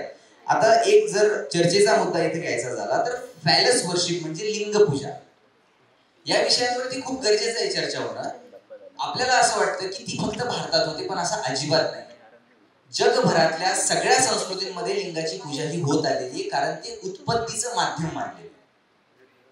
आपण कुठंही म्हणजे आजही असं होते, कुठं जर तसं काय हे दिसलं तर सरळ त्याला म्हणतात की हा शिव आणि आपण शिव म्हणून मोकळं होतो. तसं नसतं. जे युनिव्हर्सल थॉट्स असतात हे युनिव्हर्सल असतात आणि त्याला ब्रॉड अँगलनी युनिव्हर्सल अँगलनीच पाहायला गेलं पाहिजे. त्याला प्रत्येक धर्मात, प्रत्येक जागेत किंवा प्रत्येक स्थळावरती त्याला एक एक नाव दिलेलं असतं आणि त्या नावाने ते पुजलं जात असतं. पुढचा प्रश्न. सर, हे जगभरात पसरलेले आहे, तर ते कशाच्या आधारावर पसरले? मुळातच मी सुरुवातीला सांगितलं की निसर्गात ज्या घटना घडतात त्या घटनांचं विश्लेषण, विवेचन किंवा शोध घेण्याकरता माणसाने आपल्या परीने त्याचं आकलन केलं. जे आकलन असेल, आपली आकलन शक्ती जेवढी असेल तेवढी, तर त्यांनी त्या कथा आपल्या परीने केल्या. ह्या सगळ्या कथा सगळीकडे सारख्या नाहीत. सूर्याची कथा आपल्याकडे वेगळी आहे, तिकडे वेगळी आहे. इजिप्तमध्ये रा आहे किंवा असुर शब्द आहे, असिरिया म्हणजे आपला आताचा इराक, असिरिया, सुमेरिया, बॅबिलोनिया. त्यात असिरिया हा जो देश आहे प्राचीन, आता त्याचं नाव ते राहिलं नाही, तर त्यात असुर्य शब्द आहे. त्यात असुरचा अर्थ होतो सूर्य. म्हणजे भारतात असुरचा अर्थ बदलला, पण मेसोपोटेमियामध्ये तो अर्थ असिरियाचा अर्थ होतो सूर्य. आता मी गेल्या महिन्यात इराणमध्ये गेलो आणि मला असं वाटलंच नाही आपल्याला जायची संधी मिळेल. मला शोधायच्या होत्या 2-3 गोष्टी. एक तर हा सूर्य शोधायचा होता, सरस्वती शोधायची होती, देवांना शोधायचं होतं आणि असुरांना शोधायचं. हे सगळे मला त्या ठिकाणी सापडले. तर एक तिथे टेपे सियाल नावाचं ठिकाण, तिथे काशान नावाचं गाव आहे इस्फहान प्रांतामध्ये. त्या काशान प्रांतामध्ये, काशान ह्या गावामध्ये टेपे सियाल नावाचं गाव आहे. तर तिथे गेल्यावर ते झिगुरात आहे. झिगुरात म्हणजे उंच असं मंदिर. झिगुराताची परंपरा ही असिरियन कल्चरमध्ये, इराकमधली, इराणमधली, अफगाणिस्तान, पुढे मग भारतावर महाराष्ट्र, हरप्पा, तिथे एक झिगुरात आहे. झिगुरात म्हणजे उंच मंदिर. तर ते सूर्य मंदिर आहे असं मला गाईडने सांगितलं. मला खूपच आश्चर्य वाटलं. ज्या सूर्याला शोधत होतो तिथे सापडला, पण त्याची मूर्ती नष्ट केली. इस्लामिक रिव्हॉल्युशनच्या नावाखाली त्यांनी अनेक मूर्त्या नष्ट केल्या. पण त्या गाईडने सांगितलं हे सूर्यपूजेचं हे मूळ आहे टेपे सियाल. फार महत्वाचं पुरातत्व स्थळ आहे आणि तिथून भारतात सूर्यपूजा आली. त्याची कथा मग महाभारतात वेगळ्या तऱ्हेने आली. हे कृष्णाचा जो नातू मुलगा होता साप नावाचा, तर त्याला काहीतरी त्वचारोग झाला आणि त्वचारोग झाल्यावर मग पंडितांनी सांगितलं किंवा सूर्यपूजा केली तर हे त्वचारोग नाहीच होतील. पण सूर्यपूजा तर प्रचलित नव्हती भारतात. मग त्यांनी काय केलं, तिथून काही लोक आले, पुरोहित, मगी नावाचे लोक. आपल्याकडे मॅगी आहे, तिकडे मॅगी शब्द आहे, पण ते सत्यवत होते ते लोक. ते इथे आले, ते पुरोहित झाले आणि मगी ब्राह्मण म्हणून प्रस्थापित झाले. म्हणजे आपल्याकडे मगी ब्राह्मण अजूनही भारतात आहे, मोठ्या प्रमाणात आहेत, इराणमध्ये आहेतच. शुक्राचार्याची कथा आपल्याला सांगितली जाते, तो मगी ब्राह्मण होता. म्हणजे या लोकांनी ती कथा, जो असुरांचा गुरु म्हणून मानला गेला शुक्राचार्य, तो मुळात इराणमधला. त्या लोकांनी इथे ही पूजा आणली आणि आपल्याकडे सुरू झाली. मग तिथे मला देव शोधायचे होते, कारण देवाबद्दल आपली जास्त आस्था आहे आणि देव हा शब्द ईश्वर या अर्थाने आपण वापरतो. पण देव शब्दाचा अर्थ वेगळा आहे आणि ईश्वर शब्दाचा अर्थ वेगळा आहे. इराणमध्ये कुर्दिस्तान नावाचा एक भाग आहे, तिथे कुर्द नावाचे लोक आहेत, अजूनही आहेत ते. आणि ते आदिवासी ज्यांची संस्कृती, मूळ संस्कृती जी आहे, ट्रायबल लोक आहेत, तर त्यांचं म्हणणं आहे की आमच्या इस्लामशी काही देणं घेणं नाही. त्यांनी इस्लाम नाकारला आता 5-6 वर्षापूर्वी. तर तो सेन्सिटिव्ह भाग असल्यामुळे आम्हाला जाता नाही आलं. मला त्यांना भेटायचं होतं त्या देवांना. ते मूळ देव आहे. कुर्द लोक जे प्रसिद्ध आहे, कुर्दचा अर्थ होतो पहाडावर राहणारे. आणि देवांची जेवढी ठिकाणं आहेत जगभर ती सगळी पहाडावरचीच आहे. तर त्यांना त्या दीव म्हणायचं. दीव, त्यांचं मूळ नाव शहानामा नावाचा एक काव्यग्रंथ आहे, महाकाव्य आहे, इराणच्या पर्शियन महाकाव्य, फरदोसीने लिहिलेलं. तर त्यात त्यांनी दीव म्हटलंय आणि ते दीव हे दुष्ट प्रवृत्तीचे आहेत असं झेन अवेस्ता त्यांचा जो ग्रंथ आहे त्यात त्यांनी द एव म्हटलं. आता पुरातत्वाचा संबंध कसा येतो, अनायासे आम्ही तेहरानच्या संग्रहालयात गेलो तर त्या ठिकाणी एक सुवर्णपट होता. ताम्रपट असतो ना, त्या सुवर्णपट. आमच्यासोबत एक शैलेश क्षीरसागर नावाचा एक क्युलिबान लिपी वाचू शकणारा एक माणूस, अभ्यास माणूस होता. त्याने मला वाचताना सांगितलं की देवांना अहुरमझदानी सिंहासनावर खाली ओढलं. देवांचं राज्य तिथे होतं, त्यांना खाली ओढलं कोणी, अहुरमझद. हा झोरोस्ट्रियन धर्मामध्ये अतिशय महत्वाचं दैवत आहे. अहुरमझदचा अर्थ होतो मेधावी असुर. अहुर म्हणजे तिथे अहुर म्हणतात, आपल्याला असुर म्हणतो आपण, उच्चाराचा फरक आहे. मझद म्हणजे मेधावी, बुद्धिमान अशा एका काल्पनिक देवतेची स्थापना या झोरोस्ट्रियन धर्मामध्ये झरथुष्ट्रने केली. आणि त्यांनी जेव्हा देव नावाच्या लोकांना हरवलं त्याची कथा त्या सुवर्णपटात लिहिली. हा, म्हणजे पुरातत्व आणि इतिहासाचा संबंध कसा आहे आपल्या मिथकात संबंध. आपण देवांकडे मिथक म्हणून पाहतो, देव लोकांचं भलं करतो, देवाच्या इच्छेने सर्व काही होतं, देवाच्या इच्छेने झाडाचं पान सुद्धा हलतं किंवा हलत नाही, हे ईश्वराबद्दल बोलतो आपण. पण देव नावाची एक जमात होती, ती जमात भारतात आली आणि अनेक कारणाने आली. आणि त्यांचं जे दैवत होतं देवांचं मुख्य, नंतर झालं ते सरस्वती. त्या सरस्वतीचं मूळ शोधायला मी तिथे गेलो होतो. अनाहिता नावाचं दैवत त्यांचं आहे. तिचं मला एका ठिकाणी एक असं हे आहे, दफनभूमी आहे त्या ठिकाणी, तक्षे रुस्तम असं ते म्हणतात, तख्ते रुस्तम. तर त्या ठिकाणी मला अनाहिता दाखवली गायटी, ही तुमची अनाहिता येते आहे. अनाहितीपासून सरस्वती ही देवता आपल्या भारतात आली, सूर्यपूजा भारतात आली. इराकमधून आपल्याकडे दुर्गा नावाची देवता आली, तिचा मोठा प्रवास आहे. एनान्ना, अस्तार्ते, ॲस्टारे, तारा आणि दुर्गा. अशा तऱ्हेने अनेक देशांमधून भारतात काही देवता आल्या, भारतातून काही देवता बाहेर सुद्धा गेलेल्या आहेत. तर असा हा प्रवास मिथकांचा जागतिक पातळीवरचा आहे, तो केवळ भारतापुरता सीमित नाही. बरोबर. आणि यात म्हणजे इंटरेस्टिंग असं होतं की ज्यावेळी हा जो ट्रान्झिशन फेज आहे ना, एका देवतेचा दुसऱ्या देवतेशी होणारा जो ट्रान्झिशन फेज आहे, हाही फार इंटरेस्टिंग असतो. म्हणजे इसवी सन पहिल्या शतकामध्ये किंवा इसवी सन पूर्व पहिल्या दुसऱ्या शतकात ग्रीकांची देवता आर्द्रोक्ष म्हणजे ही तिकडची तुमची भरभराटीची देवता, जिला आपण भारतामध्ये लक्ष्मी म्हणतो, ती तिकडची आर्द्रोक्ष. मग आर्द्रोक्षचं रूप जर तुम्ही बघितलं टोटल कसं असतं, ती अशा एका याच्यावरती बसलेली असते स्थानावरती. तिच्या एका हातामध्ये कॉर्नोकुपिया असतो म्हणजे बीजकोश असतो आणि दुसऱ्या हातामध्ये पाश असतो. पाश म्हणजे काय की ती कुणालाही ताब्यात ठेवण्याची ताकद तिच्यात असते. आणि बीजकोश याच्यासाठी असतं की त्यामध्ये म्हणजे आजही आपण पाहिलं तर शेतकरी काय करतात की तिचे बिया ज्या असतात ना, त्या भोपळा ज्यावेळी पोकळतो त्याच्यामध्ये सामावून ठेवतात. तर ते भरभराटीचं एक सिम्बॉल म्हणून तिच्याकडे असतो तो बीजकोश आणि ते पाश असतो. ते झाल्याच्या नंतर त्याचं रूपांतरण हळूहळू बघितलं तर ते तुम्हाला असं दिसतं की तिच्या पायाखाली एक छोटंसं असं एक पेटल म्हणजे एक फ्लावर तयार होतं. त्याला एक छोटे छोटे पाकळ्या यायला लागतात. आणि हा साधारणतः मी प्रवास सांगतोय हा 500 वर्षांचा प्रवास आहे जो हळूहळू होत गेला.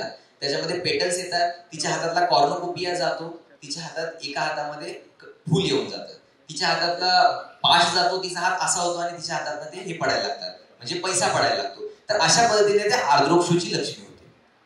ह्याही गोष्टी फार इंटरेस्टिंग आहेत पाहण्यासाठी की हे कसं बदलतंय. दुर्गीची सुद्धा लक्ष्मी होताना मी पाहिलेलं की दुर्गेचं वाहन जातं, तिला स्टँड येतं, मग ती बसते, मग तिच्या काही कमळ येतं आणि मग त्याची लक्ष्मी होऊन जाते. तर ह्याही त्याच्यामध्ये नोट डाऊन करण्यासारखे इंटरेस्टिंग गोष्टी. म्हणजे पुरातत्व शास्त्रज्ञ सांगू शकतात हे, कारण त्यांचा संबंध थेट त्या मूर्त्यांशी असतो. मूर्तिशास्त्र हा महत्वाचा धातू आहे, त्यातून या मिथकांचा आशय आपल्याला समजायला मदत होतो. बरोबर. तुम्ही मूर्तिशास्त्राचं हे काढलं म्हणून एक जसं की आता बघा ना सर, की कार्तिकेयचं उदाहरण मी भरपूर वेळा देतो. कार्तिकेयचं जर उदाहरण आपण घेतलं तर कार्तिकेय हा इसवी सनाच्या 3ऱ्या शतकापर्यंत तुम्ही पाहिलं तर कार्तिकेयचं वाहन हे कोंबडा असतं. ज्या सुरुवातीच्या मूर्ती त्याच्या सगळ्यांच्या हातामध्ये कोंबडा आहे. आज आपल्याला कार्तिकेयचं वाहन मोर म्हणून माहिती. मग हे कसं ट्रान्झिशन झालं हा इंटरेस्टिंग भाग येतो. 4थ्या 5व्या 6व्या शतकापासून मोर तिथं आतमध्ये येतो आणि कोंबडा बाजूला सारला जातो. काय सोशिओ पॉलिटिकल इकॉनॉमिक गोष्टी अशा घडतायत की ज्यामुळे हे सगळं चेंज होते. हेही पाहणं गरजेचं आहे. मूर्त्यांचाच विचार कराल तर त्यामध्ये नॉर्थ इंडियामध्ये जो आहे तो कुमार कार्तिकेय, त्याचं लग्न झालेलं नाही. साऊथ इंडियामध्ये त्याला 2 बायका आहेत. हाही प्रश्न तिथे येतो की हे कसं बदलतंय, आपण कशा पद्धतीने या सगळ्या गोष्टी बदलतोय. पुढचा प्रश्न. मातृदेवतेचे पूजन हे जगभरातील बहुतांश सभ्यता करत आल्या आहेत, तर त्याच्याशी काही निगडीत मिथकं आहेत का? मिथक भरपूर आहे. मिथकांचा सगळा जो व्यवहार आहे तो मातृदेवतांशी निगडीत आहे सुरुवातीला. कारण जगभर मी सांगितलं की शेतीचा शोध स्त्रियांनी लावल्यामुळे आणि मुलाबाळांना ती सांभाळत असल्यामुळे आणि पुरुषांनी आणलेली जे काही फळं असेल की आणखी काही पदार्थ असेल ते तिच्याच मालकीची असल्यामुळे ती मालकीणच होती. पूर्ण घराची, कुटुंबाची, समाजाचं नेतृत्व तिच्याकडे असल्यामुळे जगभर मातृसत्ताक पद्धती सुरू झाली. पण ती सुरू होण्यासाठी एक कारण घडलं की सगळ्या पुरुषांना असं वाटलं, ते स्त्रियांनाही वाटलं की आपण आईच्या गर्भातूनच बाहेर आहे. त्यामुळे आपल्या निर्मितीला, आपल्या जन्माला कारणीभूत आई आहे. पण आईचं पूजन कसं करायचं, तर मूर्ती काही त्या काळात त्यांनी बनवली नाही. पण तिचं जे जननेंद्रिय आहे व्हल्वा, तर ते त्यांनी तिचं प्रतिमा तयार केली आणि ह्या प्रतिमा जगभर आहेत. म्हणजे आपल्याकडे एक सचिन पाटील, तुम्ही ओळखत असाल, इस्लामपूर जवळ एक कारखाना आहे, साखर कारखाना, तिथे वेगळ्या व्यवस्थापन म्हणून काहीतरी आहे. तर ते आर्किओलॉजीचे MA अश्रू सरांसोबत त्याच काळात शिकले आहेत. तर त्यांनी काय केलं की पन्हाळा गडावर त्यांचं संशोधन चालू आहे. पण त्यांनी व्हल्वा शोधल्या ह्या इस्लामपूर परिसरात आणि तशाच व्हल्वा मग इतर देशात कशा म्हणजे अगदी भारतातले लोक की तिथे गेले नाही ती शिल्प तयार करायला, तिकडे लोक इकडे आले नाही. पण आपल्या डोक्यात होतं की आईच्या जननेंद्रियातून, योनीतून आपला जन्म झालाय. योनी पूजा ही जगात सगळ्या देशाने, सगळ्या संस्कृती सुरुवातीला सुरू झाली. कालांतराने कळलं की पुरुषाचाही सहभाग आहे, म्हणजे वडिलाचाही सहभाग आहे. वडिलाचं प्रतीक लिंग, हे फॅरस वर्शिपचा मला सगळ्यांनी उल्लेख केला. तर लिंगपूजा सुद्धा जगभर अशा तऱ्हेने सुरुवातीच्या काळात सुरू झाली. आणि जेव्हा लिंगपूजक आणि योनी पूजक एकत्र आले त्यातून शिवलिंग तयार झालं. शिवलिंगामध्ये खालचा भाग आहे, शाळुंका त्याला म्हणतात, ती योनी आहे, आणि वरचा भाग आहे ती लिंग आहे. म्हणजे दोघांची युती झाल्यानंतर अशा तऱ्हेचं शिवलिंगाची प्रतिमा आपल्या भारतात तयार झाली आणि भारतभर शिवलिंग पूजा मोठ्या प्रमाणात सुरू झाली. बरोबर. आता सचिन पाटील सरांचा उल्लेख केला. एकदा सचिन पाटील सर, मी, त्याच्यानंतर डेक्कन कॉलेजचे HOD, आम्ही असंच एक डोंगरावरती गेलो. म्हणजे आम्ही कोथरूडला उत्खनन करत होतो आणि तेव्हा आम्हाला कोणीतरी असंच कानावर आलं की ह्या डोंगरावरती काहीतरी आहे असं म्हणून. तर आम्ही 3-4 जण गेलो डोंगरावरती आणि आम्हाला सुरुवातीला गेल्याच्या नंतर काही असे खेळाचे पट वगैरे ते दिसले आणि आम्ही तेवढ्यातच खुश झालो होतो की चला आपल्याला मिळाले काहीतरी मिळाले म्हणून आम्ही तेवढ्यात थांबलो. आणि नंतर पाऊस सुरू झाला. आम्ही फिरत आडोसा शोधावा म्हणून असं गेलो. तर त्या डोंगरावरती आम्हाला एवढा सगळा स्पेस भरून वळवा मिळाला होता आणि त्याचं आम्ही सगळं डॉक्युमेंटेशनही केलं. नंतर सचिन सरांनी त्यावर रिसर्च पेपरही पब्लिश केला. तर अशा भरपूर ठिकाणी आहेत. आणि त्याचा मूळ काय आहे, कातळ शिल्प, कातळ चित्र हा एक पुन्हा वेगळा मुद्दा येतो चर्चेचा. त्यावर आपल्याला कधीतरी पुन्हा करता येईल. सचिन पाटलांनी केलाय, त्यावरही केलेलं आहे आणि भरपूर लोक याच्यावरती काम करतायत. नेक्स्ट. तुम्ही आता मिथकांमध्ये साहित्याचा उल्लेख केला. तर आपण बघतो बरेचसे विचारवंत आहे, जसं की रिचार्ड चेज वगैरे, तर ते मिथकाला आणि साहित्याला एक रूप मानतात. तर माझा असा प्रश्न आहे की साहित्य किंवा कला आणि साहित्य निर्मिती यांच्यामध्ये काय संबंध आहे? मुळात मिथक हा साहित्याचाच प्रकार आहे. मिथचा अर्थच कथा असा, सांगीवांगीची गोष्ट. इंग्लिशमध्ये जो मिथ शब्द आहे आणि आपण त्याकरता प्राककथा वगैरे शब्द वापरले. माझ्याही प्रबंधामध्ये पुराकथा शब्द वापरला, पण नंतर माझ्या लक्षात आलं की या शब्दांना मर्यादा आहे, पण मिथ शब्दाला मर्यादा नाही. मिथ हा कसा, सांगीवांगीची कथा सगळीकडेच आहे. तर ह्या कथा सांगणारा एक वर्ग वर्षानुवर्षे जगभर होता, भारतात होता. तर सूत, चारण, मागत, बंदी, कुशीलव या ज्या जमाती होत्या, भटक्या जमाती, या कथा सांगूनच पोट भरायचे, उदरभरण करायचे. स्टोरी टेलर होत्या. त्यात नाराश्वसी गाथा नावाच्या गाथा तयार करणारा एक वर्ग होता, कुशीलव नावाच्या जमातीचा. त्यातून पुढे रामायण तयार झालं. आणि सूत, मागत हे जे लोक होते, बंदी, या लोकांनी ज्या कथा तयार केल्या त्यातून महाभारत तयार झालं.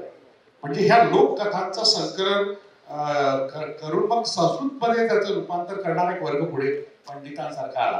त्यांनी हायजॅक केल्या त्या कथा.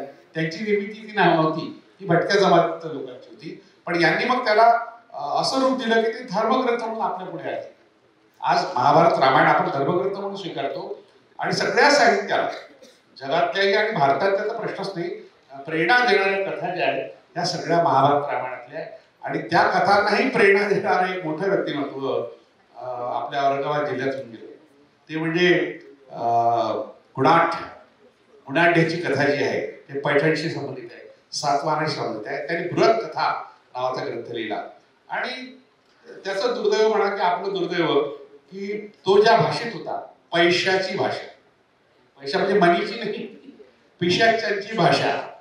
पिशाच्य म्हणजे काय, पिशाच्य म्हणजे काय हा प्रश्न विचारला तुमच्या डोक्यात एकदम भूत, पिशाच्य असं काहीतरी वाईट येतं. पण मी जर तुम्हाला म्हटलं तुम्ही सगळे भूत आहात आणि पिशाच्य आहात, तुम्हाला वाईट वाटू शकतो, पण अर्थ सांगितला तर वाईट नाही वाटणार. पिशाच्य शब्दाचा अमरकोशामध्ये अर्थ आहे पिशितम मांसम अश्नामी इथे पिशाच्य. म्हणजे ज्यांचं मुख्य अन्न मांसाहार. आता श्रावण महिने झाल्यामुळे मांसाहाराला थोडंसं निर्बंध आलेला आहे, पण काल मी बिर्याणी खाल्ली, मला मिळाली ती एका ठिकाणी. तर मी पिशाच्य झालो ना. मांसाहार ज्यांचं मुख्य अन्न आहे ते पिशाच्य. आणि पिशाच्यांची भाषा जी आहे ती पैशाची. पैशाची भाषा महाराष्ट्रातली प्रमुख भाषा झाली कालांतराने. आणि तिच्यातून मराठी निर्माण झाली. म्हणजे आपण सगळे मराठी बोलणारे कोण आहोत, पिशाच्य आहोत. ह्या पिशाच्यांच्या भाषेवर कालांतराने वैदिकांनी बहिष्कार टाकला. आणि ज्या गुणाढ्यांनी पैशाची भाषेतला जो ग्रंथ लिहिला, बृहत कथा, सगळ्या कथा कादंबऱ्यांना प्रेरणा देणारा हा कथा ग्रंथ होता, पण तो जाळला गेला, नष्ट केला गेला. सातवाहनाशी संबंधित ती कथा आहे. आणि पैशाची भाषेतला एकमेव ग्रंथ आज उपलब्ध नाहीये. म्हणजे आपल्या पूर्वजांनी उपकार आपल्यावर केले, आपण त्याची अपकाराने फेड केली आणि त्याची भाषांतर झाली. कथा मंजिरी, त्या सोमेश्वर नावाचा एक पंडित, आपल्या सोमेश्वर पंडित काश्मीरचा, त्यांनी त्याचा बृहत कथा मंजिरी भाषांतर केलं, ती उपलब्ध आहे. संस्कृत भाषांतर उपलब्ध आहे, पण प्राकृत ग्रंथ उपलब्ध नाही, जो प्राकृत मराठीचा मूळ ग्रंथ आहे. आणि या शब्दाची वैशिष्ट्य असं आहे, जसं आपल्याकडे बहुतेक लोक पाणी पाणी म्हणत नाही, ब्राह्मण लोक पाणी आवडले म्हणतात. आणि त्यांना एक गैरसमज झालाय, पाणी म्हटलं की अर्थच कळतो, पण पाणी शब्दाचा संस्कृतमध्ये अर्थ पाणी असा होत नाही, वॉटर असा अर्थ होत नाही. पाणीचा अर्थ होतो हात, चक्रपाणी, वज्रपाणी, शूलपाणी, सारंग पाणी. म्हणजे चुकीच्या पद्धतीने त्या पाणी म्हणायला तुम्ही भाग पडतात. पण पैशाची भाषेचे लोक पाणी हा शब्द वापरत नव्हते, मोठा न वापरत नव्हते, लहान न वापरत पाणी पाणी. आता एखाद्याने पाणीच्या ऐवजी पाणी म्हटलं की लोक नाव ठेवतात, हाही पाणीवाला. म्हणजे एखाद्या माणसाला भाषेच्या नावाने निमित्ताने हिंडकास लेखण्याची परंपरा आपली ही सुरू झाली. त्याला कारण पैशाची आपण हे लेखलं. आणि खरं म्हटलं म्हणजे पैशाची जो पाणी शब्द वापरला तो संस्कृत शब्द आहे. तर साहित्याचा अभ्यास जेवढा केला जातो तेवढा मिथकाचा अभ्यास केला जात नाही. हा अतिशय गहन प्रश्न आहे तो, तर माझ्यासाठी प्रश्न आहे. म्हणजे आपल्या सगळ्यांचं दुर्दैव आहे की मिथकांचा अभ्यास होत नाही. त्याला कारण कोणती, ही कारणं आपल्याला शोधलीच पाहिजे. एक तर ती खोटी आहेत असं आपण मानतो, महत्वाचं कारण. पण मी सांगितलं ती पूर्णतः खोटी नसतात, पूर्णतः खरीही नसतात. पूर्णतः खरी म्हणणारा एक वर्ग आहे समाजात. एक वर्ग असा आहे की जसं आहे तसं आहे ते स्वीकारा. दुसरा एक वर्ग आहे खोटा आहे म्हणून नाकारणारा एक वर्ग आहे आणि स्वीकारणारा एक वर्ग आहे. आणि या दोन वर्गात संघर्ष सतत होत राहतो. आणि त्यातून मधला मार्ग कोणतरी काढला पाहिजे. नंतर आज जे आपण चर्चा करतो तो मधला मार्ग आहे की आपण समजून घेतोय की लोकांमध्ये मिथकं रुजलेली आहे तर का रुजलेली आहे, लोक नाकारतात तर का नाकारतात. आता दोन्ही वर्ग जे आहे, नाकारणारे स्वीकारणारे, त्या लोकांना मिथक म्हणजे काय माहित नाही. आपला सुरुवातीचा प्रश्न होता मिथक म्हणजे काय. तर मिथक म्हणजे काय हे जर समजलं आपल्याला तर मात्र अनेक प्रश्न सुटू शकतात. पण त्याला अडचण आहे. अडचण कोणतं आहे तर त्या कथा समजण्याकरता जी शास्त्र पाहिजे ते मराठीत अजून निर्माण झालं नाही. आता माझ्या परिचयात मिथकशास्त्राचे अभ्यासात लिहिलं आहे, पण मिथकशास्त्र नावाचं काही पुस्तक मराठीत अजून निर्माण झालं नाही. ते मीच लिहिणार आहे, माझी जबाबदारी आहे. आता त्याला कारण काय, मलाच का लिहावं लागते आहे कारण मी भाषेचा शिक्षक होतो विद्यार्थी, आणि मिथकांचा जो अर्थ शोधायचा असेल तर भाषेच्या माध्यमातून सोपं जातं. भाषेत जर तुम्हाला मग साहित्य येतं, साहित्यातून मग शिल्प येतं, चित्र येतात, आणखी मग पुरातत्वीय अनेक अवशेष येतात. तुम्हाला अभ्यास कशाचा पाहिजे, पहिल्या टप्प्यात भाषेचा अभ्यास पाहिजे, नंतर तुम्हाला मूर्तिशास्त्राचा अभ्यास केला पाहिजे, मूर्तिशास्त्रासोबत पुरातत्व शास्त्राचा अभ्यास पाहिजे. अर्थात मूर्तिशास्त्र पुरातत्वाचाच भाग आहे, पण एवढंच असून चालत नाही, याला इतिहासाचा अभ्यास पाहिजे. इतिहास आणि पुरातत्व हे शब्द वेगळे आहेत, दोन्ही फॅकल्टीज वेगळे आहेत, पण पुरातत्वाने प्रत्यक्ष पुरावा तुम्हाला हवा असतो आणि इतिहासामध्ये मग मौखिक पुरावा सुद्धा येऊ शकतो, ग्रांथिक पुरावा सुद्धा येऊ शकतो. इतिहास पुरातत्व याचा अभ्यास तुमचा पाहिजे, भाषा विज्ञानाचा अभ्यास पाहिजे, साहित्यशास्त्राचा अभ्यास पाहिजे आणि सगळ्यात महत्वाचं मानसशास्त्राचा अभ्यास पाहिजे. आणि मानवशास्त्र, आता मानवशास्त्र शब्द आता रूढ आहे, पण पूर्वीचे लोक त्याला मानव वंशशास्त्र म्हणजे अँथ्रोपॉलॉजी. आता अँथ्रोपॉलॉजी समजली तर मिथक समजणं फार सोपं जातं. आता म्हणजे 5 डिसिप्लिन मी सांगितल्या, पण एवढ्या पुरता मिथकांचा अभ्यास सीमित नाही. भूगोल आहे, भूगोल आहे, म्हणजे आपल्याकडे पूर्वी रामायणात सुद्धा कथा आहे, त्या पूर्वीचे लोक मानत होते की हे जे पहाड आहे त्यांना पंख होते आणि पंख असल्यामुळे इथून उडून कुठेही ते चालले जायचे. एखादं विमान खाली पडतं किंवा एखादं बलून खाली पडतं, पॅराशूट खाली पडतं, तसं हे जहाज आपलं पहाड इथून तिकडे जायचे, कुठेही जायचे. एखाद्या गावातच त्यांनी मुक्काम केला तरी घरं पडून जायचे ना. एखाद्या माणसाच्या डोक्यावर मुक्काम केला त्या पहाडाने तर तो माणूस पडून जायचा ना. म्हणून मग हनुमानाने काय केलं, त्याची पंख छाटून टाकले, तुम्ही जागच्या जागेला काही इथून हलू नका. आता एक मिथक तयार झालं, हे भूगोलाशी संबंधित आहे आणि खगोलाशी संबंधित तर खूप मिथक आहे. सूर्यपूजेबद्दल सांगितलं, हा खगोलशास्त्राचा विषय. चंद्र तर आपला मामाच आहे, चंदा मामा, आणि अनेक बायकांचा भाऊ आहे. तो भाऊबीज त्याशिवाय साजरीच होत नाही. आणि मुस्लिमांमध्ये तर ईद का चांद नाही दिखा, दुज का चांद नाही दिखा, ईद साजरी होत. अशा तऱ्हेने म्हणजे खगोलाशी संबंधित अनेक शुक्र तारा आहे. शुक्र तारा, मंदवारा, गांडदेव, शुक्राची चांदणी नावाची नाटकं आहेत, तमाशे आहेत. आणि शुक्र तारा हा प्रेमाचं प्रतीक आहे. आणि जगातली जेवढ्या मातृदेवता आहेत, जगातल्या जेवढ्या, मला एक संधी मिळाली की जगातल्या सगळ्या मातृदेवता मी लिहिलं, तर मला एक लक्षात गोष्ट आली की शुक्रवार हा मातृदेवतेचा दिवस आहे. शुक्र तारा सगळ्या मातृदेवतेचं प्रतीक आहे. म्हणजे तारा तुम्ही ज्या ज्या ठिकाणी दिसतो, star, twinkle twinkle little star, हा मातृदेवतेचं प्रतीक आहे. अशा तऱ्हेने हे इतके विषय अभ्यासाचे तर मग थोडी अभ्यासाचा हा प्रश्न आहे. एक व्यक्ती करू शकत नाही, म्हणून मिथकाच्या अभ्यासाकडे कोणी वळत नाही. हा एक मोठा गहन प्रश्न आहे. आता जे मातृकांचा जो विषय आला असेल तर एक आपल्या सगळ्यांना माहिती आहे की आपण साती आसरा पुजतो, तर साती आसरा आणि सप्त मातृका या एकच आहेत का, याचा फरक आहे, आणि असेल तर तो कसा? हा फार महत्वाचा विषय आहे. आणि जिथे पुरातत्वीय स्थळं फार मोठ्या प्रमाणात आहे, जिथे पाणवठे जलाशय आहेत, त्या ठिकाणी सप्त मातृका. आता औरंगाबादला लेण्या आहेत, फार कमी लोकांना माहिती आहे की औरंगाबादला लेण्या आहेत. औरंगाबाद सांगतो की औरंगाबादच्या लोकांनी जेव्हा सांगितलं त्यांना इथे लेण्या हेच माहित नाही. तर बिबिका मकबराच्या मागे ज्या लेण्या आहेत, लेण्यांचा समूह आहे, बौद्ध लेण्या आहेत त्या, पण तिथे एक सप्त मातृकांचा पट आहे. आणि वेरूळला तुम्ही गेलात कैलास लेण्यामध्ये, तर तिथे तर ते सातवाहनाच्या ज्या सप्त मातृका त्यांचं दैवतच होतं. इतकं सुंदर शिल्प मातृदेवता सप्त मातृकांचं कुठेच नाही. आणि सर महत्वाचं मला वाटतं त्या फक्त सप्त मातृका नाही, त्या नव मातृका आहेत. बरोबर, त्याच्यात 2 मातृका ऍडिशनल आहेत त्याच्या याच्यामध्ये, ते नंतर झालेलं ऍडिशन. हाही प्रश्न महत्वाचा आहे. सप्त मातृका, अष्ट मातृका आणि नव मातृका, म्हणजे हे आकडे कसे वाढतात. म्हणजे आता पहिल्यांदा एक ते शरद पवार होते, आता त्याचे 2 पवार झाले, 2 देव तयार झाले ना. आणि एकच होते उभाट, एकच उद्धव ठाकरे, आता दुसरा एकनाथ शिंदे झाला. म्हणजे कदाचित होऊ नये, पण काँग्रेसमध्ये कसं झालं, आणखी देव तयार होऊ शकतो. अशा तऱ्हेने जेव्हा इतरांना सामावून घ्यायचं असतं तेव्हा त्याचं एक फोटो लावा लागतो ना. आपण पाहतो ना फोटो, फ्लेक्सवर लावतात, कोणाचे फोटो लावतात एरा गेल्याचा, पण त्यासोबत लावून टाकतात, तो ऍड झाला ना. लहानसा पक्ष जरी असला तरी तुम्हाला त्याला मंत्रिपद द्यावं लागतं किंवा त्याला ठेवावं लागतं. अशा तऱ्हेने हे जे आता 9 मातृकाची गोष्ट सांगितली आशु सरांनी, ती त्या अर्थाची आहे. पण एक शब्द वापरला, साती आसरा, हा अतिशय महत्वाचा शब्द आहे. 7 हा जो शब्द आहे, हा आकडा आहे. पण 7 शब्दाचा अर्थ होतो पाणी. 7 शब्दाचा अर्थ पाणी असाही होतो आणि 7 शब्दाचा अर्थ सत्य असंही होतो. म्हणजे जेव्हा तुम्हाला तुमचं म्हणणं खरं म्हणून दाखवायचं असेल तर हातात पाणी धरा. किंवा तुकाराम महाराजांनी गीतेवर अभंग लिहिले म्हणून त्यांना शिक्षा दिली गेली, जलयज्ञ करायला लावलं. पाण्यात किंवा बाप्तिस्मा जो होतो ख्रिश्चनांचा तो पाण्यातच होतो. किंवा मुस्लिम लोक मस्जिदीत जातात आणि पाण्याशी संबंध त्यांचा असतो. सगळ्या ठिकाणी पाण्याचा संबंध आहे. पाणी हे सत्याचं एक प्रतीक आहे आणि 7 हा आकडाही आहे. म्हणून हा आकडा झाल्यामुळे काय झालं की 7 आसरा शब्द हा अप्सरा या संस्कृत शब्दापासून झाला असं म्हणूया. अप्सरा हा शब्द 7 आसरापासून झाला असं म्हणूया. आणि गंमत अशी आहे की आसरा